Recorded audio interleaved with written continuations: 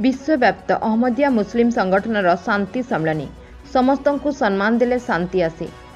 विश्वव्याप्त अहमदिया मुस्लिम गठन पक्षर शांति सम्मेलन भुवनेश्वर एक तारका होटेल अनुष्ठित हो जाइछि। संगठन सभापति मोहम्मद नुरुद्दीन अमीन का पौराहित्य आयोजित यह कार्यक्रम में मुख्य अतिथि भाव राज्यपाल प्रोफेसर गणेशीलाल जोगदे कहले प्रत्येक भल पाइबा तथा जड़े अन्य जन को सम्मान करने शांति प्रतिष्ठा दिगरे सहायक होता है। यह शांति समृद्ध आनी थाए एवं समृद्धि सामाजिक प्रगति में सहायक होता है।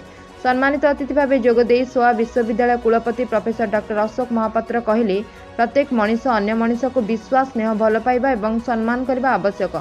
मुख्य वक्ता भाव जोगदे अहमदिया मुस्लिम युवा संगठन राष्ट्रीय सभापति के तारिक कहले विश्व शांति प्रतिष्ठा पर 10टी मौलिक नीति रही। ताहला निज सृष्टिकर्ता को चिन्हिबा, पुनः प्रतिष्ठा करबा एवं विश्वव्यापी एकता को प्रश्रय देबा, परमाणु अस्त्र वर्जन करबा, अस्त्रशस्त्र व्यवसाय लाभ उपार्जन बंद करने को से परामर्श देते। अन्यतम सम्मानित अतिथि भाव श्री श्री विश्वविद्यालय उपकुलपति प्रोफेसर डॉक्टर बी.आर. शर्मा जोग देते। कुरान पाठ शाहनवाज अहमद खां करथिबा बेले मौलाना नबीदुल फतह धन्यवाद अर्पण करथिले। कार्यक्रम को मौलाना फजल हक खां परिचालना करथिले।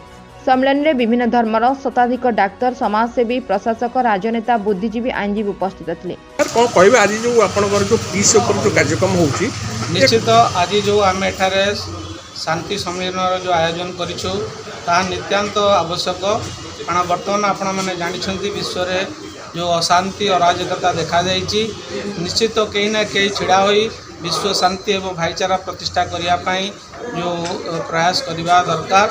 बर्तमान यही शांति सम्मेलन माध्यम आम विश्ववासी को सचेतन करने को चाहूँ कि जेपर्यंत आम एकाठी भाई भाई होई न रहिबा तो आम से वसुधैव कुटुंबकम जो वार्ता को बुझीपारा नहीं कि अन्य मान को बुझाई पारिबा नहीं। सेठी जो प्रथमे आम भाई भाई है एकाठी रहिले से आमर गोटे शक्ति हम, एकता ही अखंडतार परिचय। निश्चित द यूनिटी इज स्ट्रेंथ। आम जदि एकाठी रहिबा आमर जो सशक्त आम हो Paribas. Bureau report Ekamra Bharat.